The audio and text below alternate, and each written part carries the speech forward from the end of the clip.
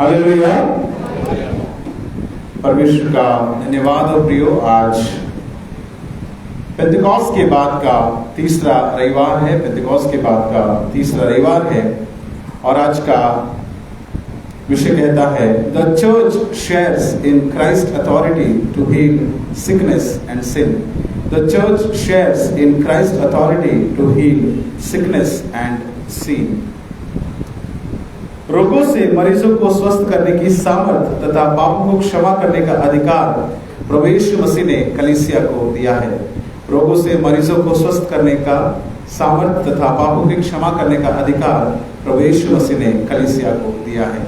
आइए हम प्रार्थना करें और उसके बाद आज के वचन में हम ध्यान करेंगे। सर्वशक्तिमान परमेश्वर यहोवा, हम आपकी स्तुति करते हैं, आपको धन्यवाद देते हैं यीशु राजा इस दिन के लिए जो आपने हमारे जीवन में दिया है। पिता परमेश्वर, आपके पाक कलाम को जिसे पढ़ा गया है प्रभु से सुनने में आप हमारी सहायता कीजिए और जो वचन प्रभु जी आपके आत्मा की अगुवाई के द्वारा आने वाला है प्रभु से सुनकर हम समझ सके, अपने जीवन में उसे लागू कर सके, ऐसी आप सहायता कीजिए।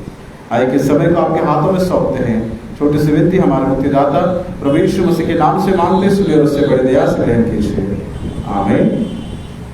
प्रियो, आज हमने 3 शास्त्र पाठों को इस समय में सुना है। सबन्याह की पुस्तक उसका 3रा अध्याय वचन 14 से लेकर 19 में हमने पढ़ा कि वहां पर कैसे परमेश्वर लंगड़ों को चंगा करने वाला है करके ये बात वहां पर लिखी है। और उसके अलावा हमने जो दूसरा शास्त्र पाठ पढ़ा है याकूब की पत्री उसका 5वां अध्याय 13 से लेकर 20 वचन में, यहाँ पर हम लोग देखते हैं कि प्रभु परमेश्वर का वचन कहता है कि यदि तुम्हारे अंदर कोई बीमार हो तो कलीसिया के अगुओं को बुलाया जाए, बुजुर्गों को बुलाया जाए और प्रार्थना की जाए और धर्मी जन की प्रार्थना से बहुत कुछ हो सकता है करके वहां पे लिखा हुआ है। और उसके बाद हम लोग जो आज का तीसरा शास्त्र पाठ जो कि हमारा मुख्य आज का अंश है, मरकुस का 2रा अध्याय 1 से 12 वचन में हम पढ़ते हैं कि एक लकवे के रोगी को उसके 4 मित्र प्रभु यीशु मसीह के पास में लाते हैं और छत के ऊपर से वो नीचे उसे पहुंचाते हैं और उसके बाद में किस प्रकार से प्रभु यीशु मसीह उस व्यक्ति के पाप को क्षमा करता है और उसे चंगाई देता है करके हम लोग देखते हैं। तो आज का विषय कहता है कि the church shares in Christ authority to heal sickness and sin. परमेश्वर ने कलीसिया को बुलाया है कि वो बीमारों को चंगाई दे और जो पापी है उनके पापों को क्षमा करने का अधिकार परमेश्वर ने दिया है। प्रभु यीशु मसीह ये पापों की क्षमा कर सकते हैं, प्रभु यीशु मसीह ये बीमारों को चंगाई दे सकते हैं। और परमेश्वर ने कलीसिया को भी इसीलिए बुलाया कि वो इस मिनिस्ट्री में, ये मिनिस्ट्री कौन सी है? बीमारों को चंगाई करने वाली मिनिस्ट्री है। ये मिनिस्ट्री कौन सी है? कि जो पाप में है उनको छुटकारा देने की ये मिनिस्ट्री है। इस सेवकाई के लिए परमेश्वर ने कलीसिया को बुलाया है। जब हम लोग देखते हैं हमारे भारत देश के इतिहास में, तो यहाँ पर जब मिशनरीज आए या लोग जब सेवकाई करने आए तो उन्होंने सेवकाई की शुरुआत में क्या किया, कैसे हुई, यहाँ पे किन किन चीजों के द्वारा उन्होंने सेवकाई की? हॉस्पिटल्स। जब हम लोग देखते हैं तो हमारे भारत देश में कई जगह पर मिशनरीज जब आए तो उन्होंने हॉस्पिटल के द्वारा उन्होंने सेवकाई की शुरुआत की। उसके अलावा एजुकेशन मिनिस्ट्री जिसको हम लोग कहते हैं, एजुकेशन जिसके द्वारा बच्चों को शिक्षा देने का काम उन्होंने शुरू किया और उस तरीके से उन्होंने परमेश्वर के वचन का बीज बोया और उसका वचन का प्रसार किया करके हम देखते हैं।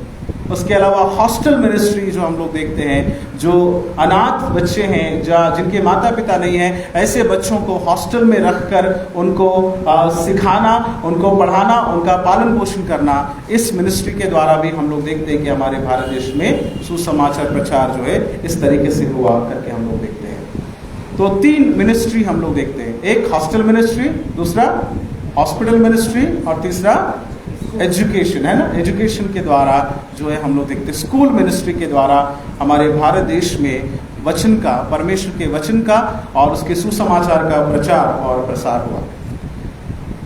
ये आज से 100-200 साल पहले जब इतिहास में हम देखते हैं तो ये हमारे भारत देश में हुआ। लेकिन उसके बाद में जैसे जैसे समय परिवर्तन होते आ रहा है, आज की परिस्थिति की अगर हम बात करें तो चर्च या फिर कलीसिया जिसको परमेश्वर ने इन 3 सेवकाई के लिए बुलाया, तो ये जो तीनों सेवकाई आज हमको कहाँ पर दिखती है? हमारे एजुकेशन मिनिस्ट्री की बात करो, हमारे हॉस्पिटल्स की बात करो, या हमारे किसकी बात करो? हॉस्टल्स की बात करो। हमारे हॉस्टल्स जो है बंद हो गए, हॉस्पिटल्स बंद होने के कगार पर है, और स्कूल केवल बिजनेस कर रहे हैं। हमारे स्कूल्स की बात कर रहा हूं। हमारे जो सेवा परमेश्वर ने हमको करने के लिए बुलाया, हम वो नहीं कर रहे हैं। आज का जो विषय, आज का जो वचन हमको यही कहता है कि कलीसिया को परमेश्वर ने इसलिए बुलाया कि वो परमेश्वर की सेवा में शेयर करे, अधिकार में शामिल हो। जो अधिकार परमेश्वर को दिया गया, जो अधिकार मसीह यीशु को दिया गया कि वो बीमारों की चंगाई करे, वो लोगों के पापों को क्षमा करे, लोगों को जो है अलग अलग मिशंस के द्वारा, अलग अलग सेवाओं के द्वारा, चाहे वो एजुकेशन हो, हॉस्टल हो या फिर वो हॉस्पिटल हो, इसके द्वारा लोगों के बीच में कलीसिया जाए और कार्य करे। कलीसिया एक मध्यस्थ बने करके परमेश्वर ने हमें बुलाया है। लेकिन आज हमारा एजुकेशन हो, हमारा हॉस्पिटल हो, या हमारा कोई भी संस्थान क्यों ना हो, वो कमर्शियल हो चुका है। हम लोग फायदे के बारे में आजकल ज्यादा सोच रहे हैं। ये रियलिटी है। मैं कोई नई बात आपको नहीं बता रहा हूं, जो आपको ऑलरेडी पता है। भले हम लोगों ने कई बार उसके लिए अपनी आंखें बंद करके रखी हो, हमारे स्कूलों के प्रति, हमारे हॉस्पिटल्स के प्रति, या हमारे हॉस्टल्स के प्रति। आज हमारी हॉस्टल मिनिस्ट्री टोटली हमारी बंद हो चुकी है।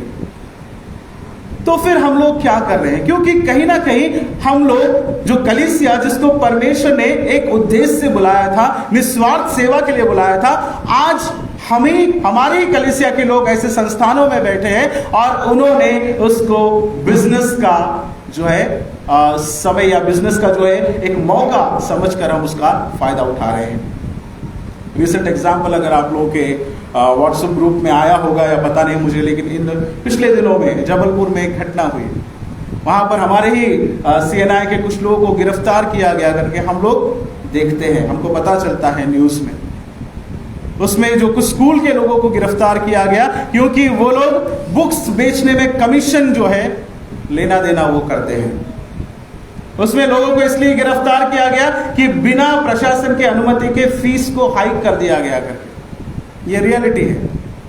आज का हमारा जो संदेश है यही बताता है कि परमेश्वर ने कलीसिया को निस्वार्थ सेवा के लिए बुलाया है, मरीजों की चंगाई के लिए बुलाया है, एजुकेशन मिनिस्ट्री के लिए बुलाया है, हॉस्टल मिनिस्ट्री करने के लिए हमको परमेश्वर ने बुलाया है।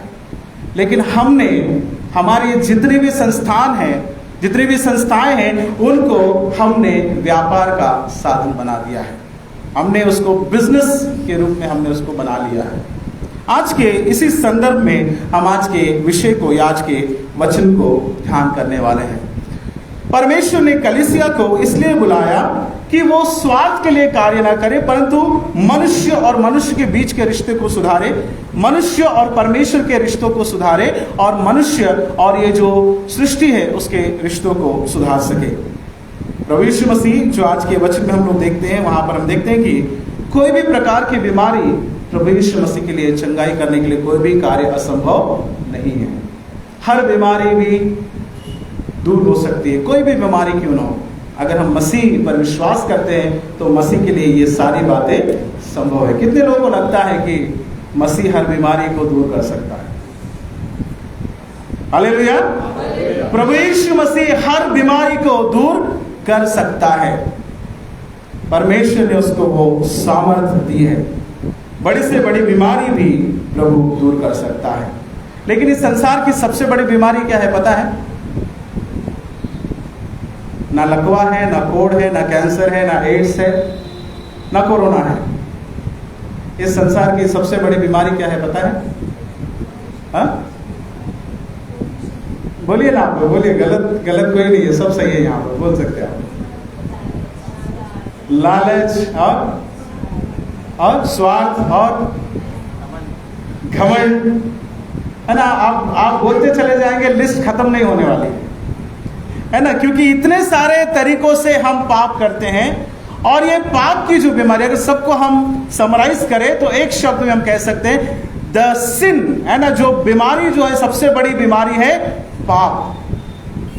चाहे स्वार्थ कहो, घमंड कहो, चोरी कहो, झूठ कहो, लालच कहो, ये सब पाप की कैटेगरी में आते हैं।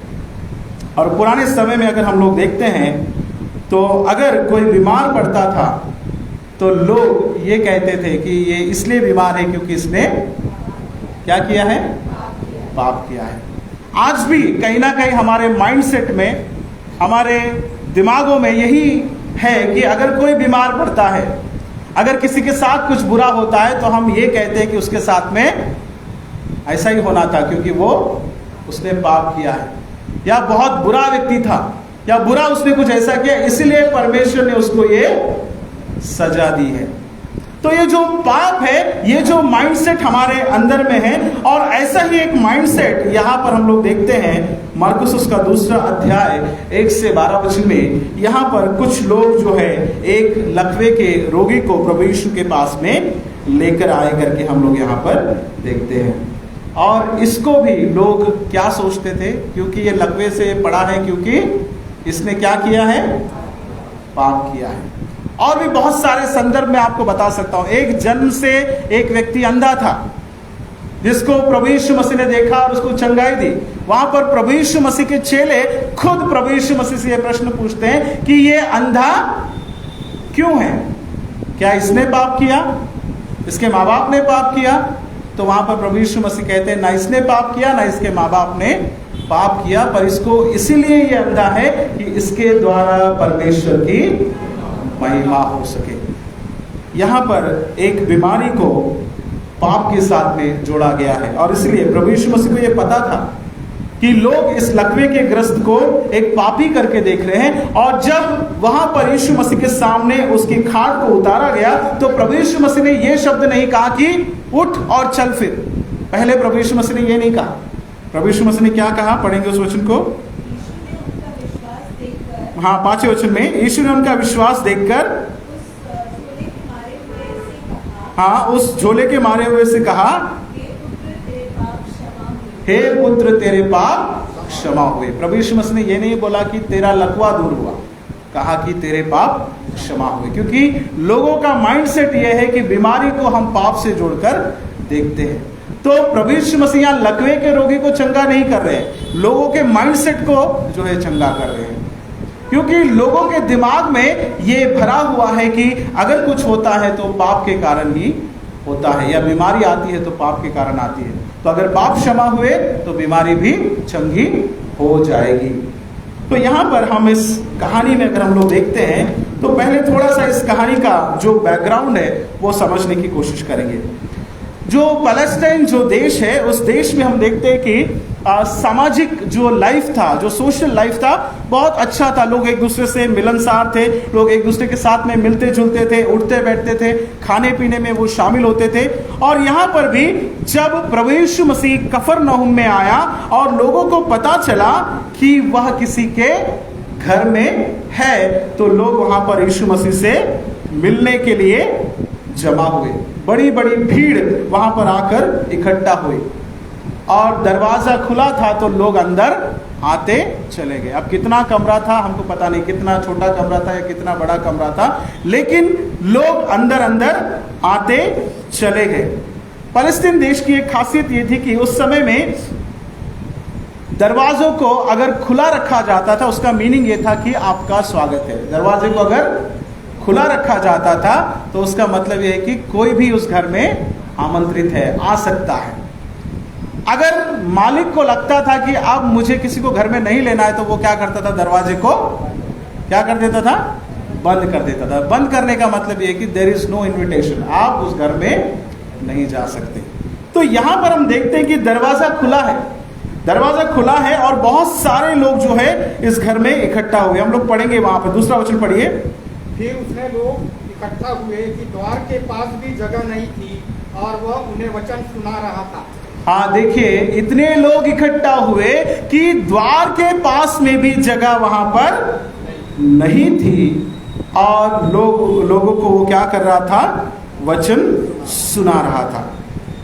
यहां पर फिर ऐसे समय में जब रास्ता नहीं है और एक ऐसे बीमार को लाना है जिसको लोग इस नजर से देख रहे हैं कि परमेश्वर उस बीमार पे क्रोधित है और उसको चंगाई देना नहीं चाहता। और ऐसे व्यक्ति को जो है प्रभु यीशु मसीह के पास में लोग लेकर आए, लेकिन भीड़ के कारण क्या हुआ, वो लोग अंदर नहीं जा सके। जैसा वहां लिखा है कि दरवाजे पर पूरा ब्लॉक था, ऐसे ही पैदल अंदर घुसना मुश्किल है, लेकिन दरवाजे पर इतनी भीड़ है तो किसी व्यक्ति को उठाकर प्रभु यीशु मसीह के पास लेकर जाना उस दरवाजे से बड़ा मुश्किल था। तो उस समय में उन्होंने एक आइडिया लगाया। उन्होंने क्या किया, पीछे से जाकर जो है घर की छत पर वो चढ़ गए। वहां पे जो छत हुआ करती थी, इस तरीके से नहीं, परंतु जो फ्लैट जो है छत हुआ करती थी, और उस समय में, पुराने समय में बल्लियों को जो है इधर से उधर डाला जाता था, इस दीवार से उस दीवार तक, और उसके ऊपर में घास और जो घास फूस की जो खपरेल है वो दो बल्लियों के बीच में लगाकर उसको छत बनाई जाती थी। यानी बहुत आसान था छत बनाना बहुत महंगा नहीं था, लेकिन उसको कभी भी आप रिपेयर कर सकते थे और आसानी से उसको खोल भी सकते थे।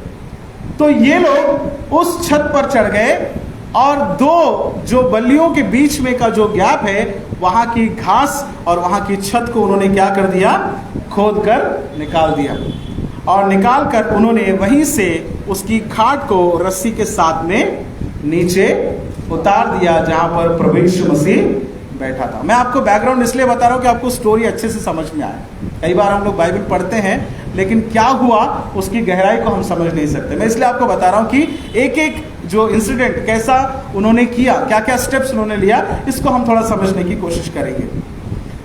तो यहां पर उन्होंने उसकी खाट को प्रभु यीशु मसीह जहां बैठा था, प्रभु यीशु मसीह के सामने में उसे उतार दिया। तो जब उन्होंने उस खाट को उतारा होगा तो इतना आसान से तो नहीं हुआ होगा, है ना। एक व्यक्ति के वजन को अगर उठाना है तो, है ना, मुश्किल होता है। कई बार हम लोग जब फ्यूनरल्स में जाते हैं, डेड बॉडी को हम लोग उठाते हैं, है ना, तो वो भारी लगता है हमको, है ना। एक पेटी को उठाने के लिए कम से कम 7 से 8 लोग हम लोग जो है लगते हैं। वहां पर एक व्यक्ति जो अधमरा हालत में है, जो लकवे के हालत में है, उसको वो लोग उठाकर कहां पर ले गए, छत पे लेकर गए। दरवाजे से घुसना नामुमकिन था, लेकिन वो लोग कहां गए, छत के ऊपर गए। सोचिए उस व्यक्ति को छत पर चढ़ाने के लिए, है ना, उस समय में लिफ्ट नहीं हुआ करती थी, उस समय में जो है सीढ़ियां भी पता नहीं उस समय में उस घर पर होगी या ना होगी, या किस तरीके का वहां पर अरेंजमेंट होगा हम नहीं जानते। लेकिन उस व्यक्ति को लेकर चढ़ने के लिए उनको कितनी दिक्कतें आई होगी। कई बार वो हो सकता है वो लोग फिसले होंगे या उनको बड़ी मुश्किल वहां पर हुई होगी, लेकिन उन्होंने वहां पर जो है उस व्यक्ति को उतारा और प्रभु यीशु मसीह ने उनके विश्वास को देखकर कहा कि तेरे पाप क्षमा हो। किसके विश्वास को देखकर कहा, 4था वचन में पढ़ेंगे हम लोग वहां पे, 4था वचन। तो जब वे भीड़ के कारण उसके निकट न पहुंच सके, हाँ, पांचवा पढ़िए, पांचवा स्टार्टिंग लाइन। यीशु ने उनका विश्वास देखकर उस लकवे के रोगी से कहा, हे पुत्र, तेरे पाप क्षमा हुए।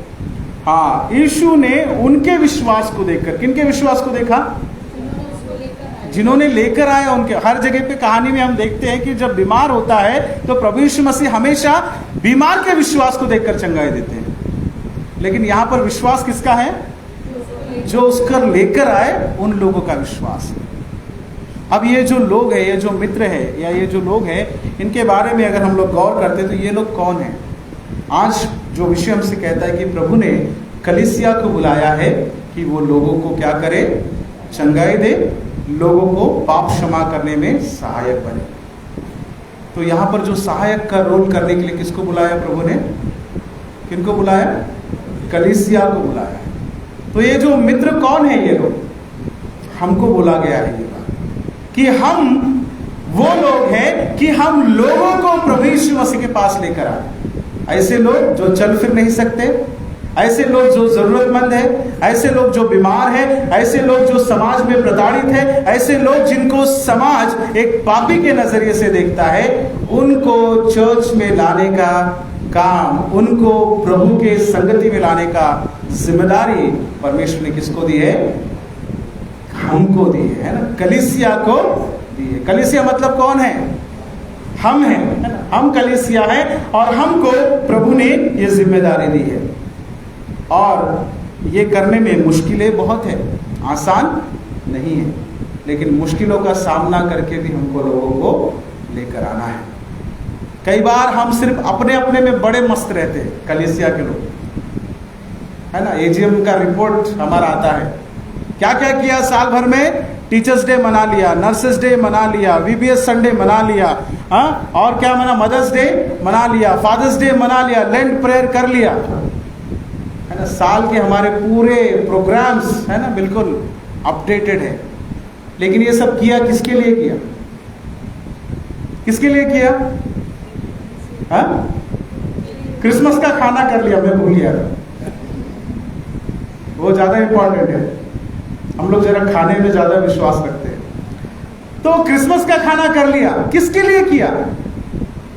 किसके लिए किया? हमारा पैसा हमने जमा किया, हमने खा लिया। बाहर क्या किया? परमेश्वर ने कलीसिया को बुलाया है कि हम लोगों की सेवकाई करें, लोगों की बीमारी में खड़े हो, लोगों को चंगाई दे, लोगों को एजुकेशन दे, लोगों की सहायता करे। लेकिन हमारा पैसा हम खाकर हम खुश हो जाते हैं। वाह, कितना बढ़िया प्रोग्राम हो गया, चर्च में बहुत मजा आया, चर्च ने बहुत अच्छा किया। किसके लिए किया? अपने लिए ही किया। 12 महीने तो हम वही करते आ रहे हैं अपने घर में, अपना पैसा अपने लिए ही खर्चा कर रहे हैं। किसी और के लिए हमने क्या किया? यहां पर 4 मित्र हैं जो किसी और के लिए कोशिश कर रहे हैं, जो किसी और के लिए अपने जो है मेहनत को वो दे रहे हैं, किसी और के लिए कितनी कोशिशें वो कर रहे हैं। फिसले होंगे, गिरे होंगे, भीड़ में पता नहीं कहां से कितनी दूर से चलकर आए और कितनी देर से इंतजार कर रहे थे कि यीशु मसीह के पास में लेकर जाए और अपने दोस्त को चंगाई दिलाए। और वो लोगों के बारे में हम देखते हैं कि उन्होंने जब ये सब किया, प्रभु ने उनके विश्वास को देखकर उनके दोस्त को चंगा किया। कितनी बार हमारे विश्वास को देखकर हमारे पड़ोसी को चंगाई मिली है। जहां हम रहते हैं, हमारे कारण हमारा नेबर भी आशीषित होना चाहिए। हालेलुया। बहुत धीरे से बोल रहे हैं आप लोग, आपको विश्वास नहीं है। हालेलुया। आपके द्वारा आपके पड़ोसी को भी आशीष मिलने चाहिए, यह विश्वास होना चाहिए हमारा। आप जिस घर में रहते, जिस एरिया में रहते, आपके चारों तरफ परमेश्वर ने जो है आशीष देना चाहिए। क्या आप उनके लिए प्रार्थना करते हैं? आपके पड़ोसी के लिए? क्या आपके आसपास के लोगों के लिए आप प्रार्थना करते हैं कि प्रभु, ये अन्य जाति के जो लोग हैं, जो प्रभु को नहीं मानते, ये प्रभु को जाने, इनको आशीष मिले, इनके द्वारा जो है परमेश्वर के नाम की महिमा। 4 मित्र किसी और को वो यहां पर लेकर आते हैं चंगाई के लिए। इस कहानी में कुछ बातें अगर हम लोग देखते हैं तो जो थोड़ा सा विषय से थोड़ा सा हम लोग हटते हैं, विषय को हम लोग वापस आएंगे। विषय कहता है कि प्रभु ने कलीसिया को बुलाया है कि वो बीमारों को चंगाई दे और पापों को क्षमा करने का, ये 2 अधिकार प्रभु ने कलीसिया को दिया है। अब कलीसिया के रूप में हम इन मित्रों को देखते हैं। ये मित्र लोग क्या कर रहे हैं कि चाहे विश्वास के लिए हमें कुछ भी करना पड़े, हम करने के लिए तैयार हैं। इनका एटीट्यूड हम लोग देखते हैं कि हम कुछ भी करने के लिए तैयार हैं। किसके लिए? किसके लिए? दूसरों के लिए, है ना, अपने दोस्त के लिए, अपने पड़ोसी के लिए। हम किसी भी हद तक जाने के लिए तैयार हैं। हम किसके लिए अपनी हदों को तोड़ने के लिए तैयार रहते हैं? कई बार खुद के लिए, है ना। मुझे क्या मिलेगा, मेरा क्या स्वार्थ है, मेरे परिवार को क्या मिलेगा, और मेरे परिवार के लिए, मेरे अपने लिए मैं कितनी भी हदों को तोड़ने के लिए तैयार हूं, दायरे से भी आगे जाने के लिए तैयार हूं। लेकिन दूसरों के लिए क्या हम सीमा तोड़ने के लिए तैयार हैं? दूसरों के लिए क्या हम हद से बढ़कर, है ना, बेहद क्या हम किसी को प्रेम कर सकते हैं?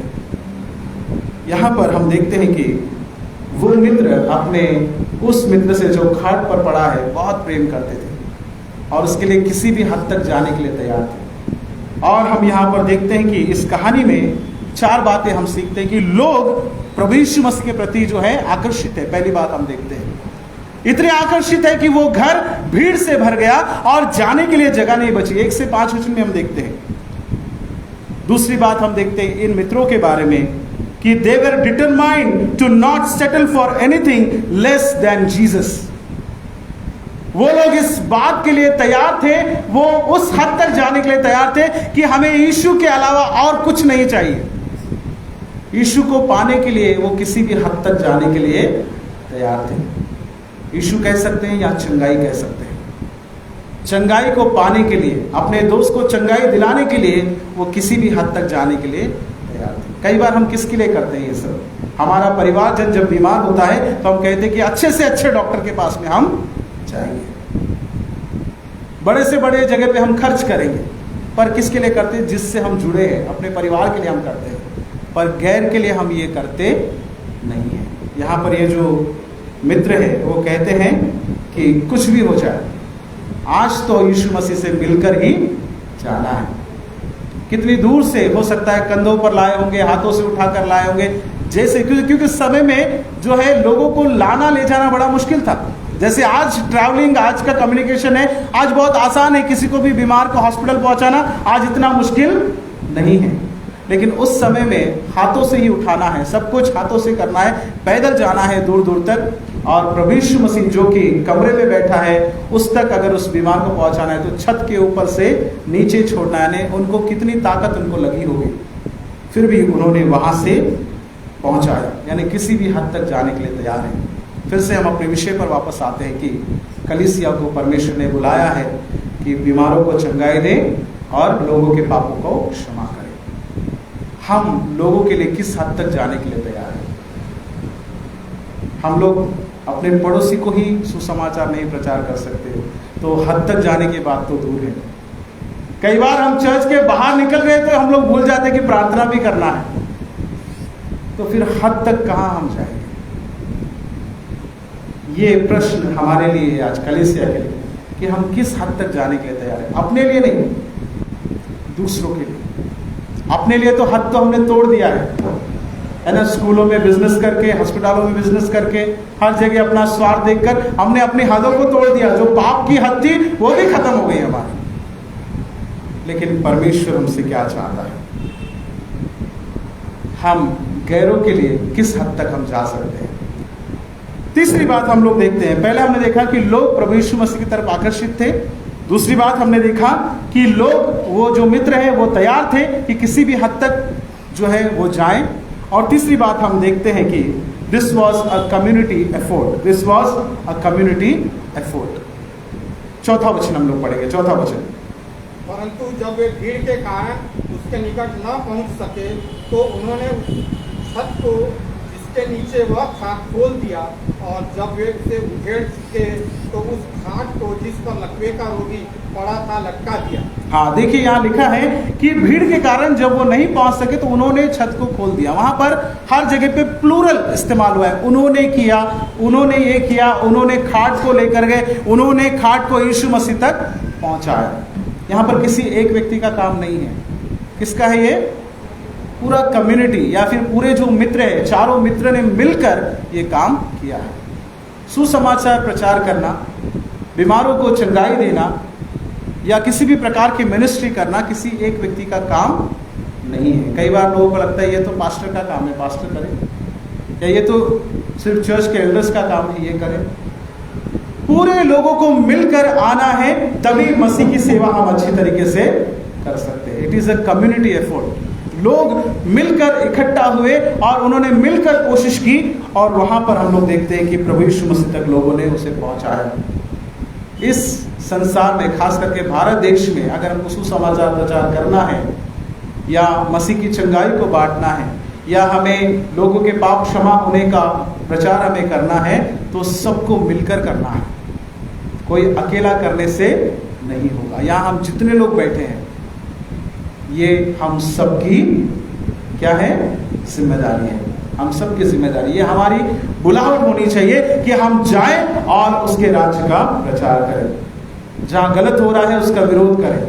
अगर हमारे कलीसिया के द्वारा अगर कहीं पर गलत हो रहा है, हमारे स्कूलों में हो, हॉस्टल्स में हो, जहां भी गलत हो रहा है, हमको वहां पर भी खड़े होना बेहद जरूरी है। उसके बाद में हम यहाँ पर देखते हैं कि जब ये हुआ तो चौथी बात क्या हुई, 5वें वचन में पढ़ते हैं, their faith affected the eternal destiny of the paralysed man. उनके विश्वास के द्वारा एक व्यक्ति जो लकवे से ग्रसित था, जो जिंदगी भर के लिए अपाहिज रह सकता था, उसका जीवन बदल गया। किसके कोशिशों के द्वारा, है ना, इन 4 लोगों की कोशिश के द्वारा। एक व्यक्ति जो जिंदगी भर खाट पर रह सकता था, उसका जीवन बदल गया। क्या हुआ, आगे में लिखा हुआ है कि प्रभु यीशु ने उससे कहा कि अपनी खाट उठाकर चल फिर, और उसके बाद में क्या हुआ, 11 वचन में, 11-12 वचन पढ़िए। मैं तुझसे कहता हूँ, हाँ, अपनी खाट उठाकर अपने घर चला गया। हाँ, वह उठा और तुरंत खाट उठाकर सबके सामने से निकलकर चला गया। हाँ। इस पर सब चकित हुए और परमेश्वर की बड़ाई करके कहने लगे, हमने ऐसा कभी नहीं देखा। वह उठा और तुरंत खाट उठाकर सबके सामने से निकल कर चला गया। इस पर सब चकित हुए और परमेश्वर की बड़ाई करके कहने लगे, हमने ऐसा कभी नहीं देखा। क्योंकि जब प्रभु ने उनके विश्वास को देखा तो प्रभु ने उसे चंगाई दे दी, और वो उसी समय उसी बेड पर जिस पर उसको लेटा कर लाया गया था, उसको उसने लपेट लिया, उस खाट को लपेट लिया, और वो अपने हाथ में उठाकर वो वहां से चला गया। किसी और के विश्वास ने, किसी और के कोशिशों ने किसी का जीवन बदल दिया। आज कलीसिया ऐसी क्या कोशिश कर रही है कि हम लोगों के जीवन बदल पा रहे हैं। आज हम अपना जीवन नहीं बदल पा रहे तो हम दूसरों का क्या बदलेंगे। बड़े क्या बोलते हैं हमारे, है ना, दुर्दशा है ये हमारे कलीसिया की, कि हम अपने जिंदगियों को नहीं बदल पा रहे, हम दूसरों तक तो पहुंचने की सोच ही नहीं सकते। कलीसिया को प्रभु ने बुलाया है कि उनकी कोशिशों के द्वारा लोगों को आशीष मिले। क्या हम ऐसी कोशिश कर रहे हैं? Church shares in the authority of Christ to heal sickness and sin. प्रभु ने कलीसिया को बुलाया है कि वो बीमारों को चंगाई दे और लोगों को पाप क्षमा करने का अधिकार जो है प्रभु ने उनको दिया है। हम क्या कर रहे हैं? कोशिश कर रहे हैं कि हम कि बस अपने अपने में ही खुश है। जैसे मैंने शुरुआत में बताया कि हमने जमा किया, हमने खाया, हमने उड़ा दिया। दूसरों के लिए हम क्या कर रहे हैं? प्रश्न अपने आप से पूछिए। क्या हम साल में कम से कम 1-2 बीमार लोगों को सपोर्ट कर रहे हैं? क्या हम ऐसे बच्चे जो पढ़ नहीं पा रहे उनके लिए क्या हम लोग कहते हैं कि चलो मैं एक बच्चे को मैं गोद देता हूं? क्या नहीं कर सकते हमारे कलीसिया के लोग? हैं ऐसे संसार में बहुत से लोग जिनके माँ बाप नहीं है। क्या एक फैमिली किसी को गोद नहीं ले सकती कि मैं इसके एजुकेशन का जो भी खर्चा होगा मैं अपने परिवार की तरफ से दूंगा, इसके साल भर के स्कूल का फीस मैं दूंगा या दूंगी? क्या कलीसिया ये नहीं कर सकती कि कोई बीमार है, आपको पता है कि उसको दवाइयों की जरूरत है, तो चलो मैं इस महीने के इसके दवाइयों का खर्चा मैं दूंगा या दूंगी? यही है मिनिस्ट्री, यही है सेवकाई। बहुत बड़ा बड़ा करने के लिए प्रभु आपको नहीं बुला रहा है। छोटा करो, छोटे से शुरुआत करो। मिशनरीज ने जब यहाँ पर सेवकाई की शुरुआत की, उन्होंने छोटे से शुरुआत की।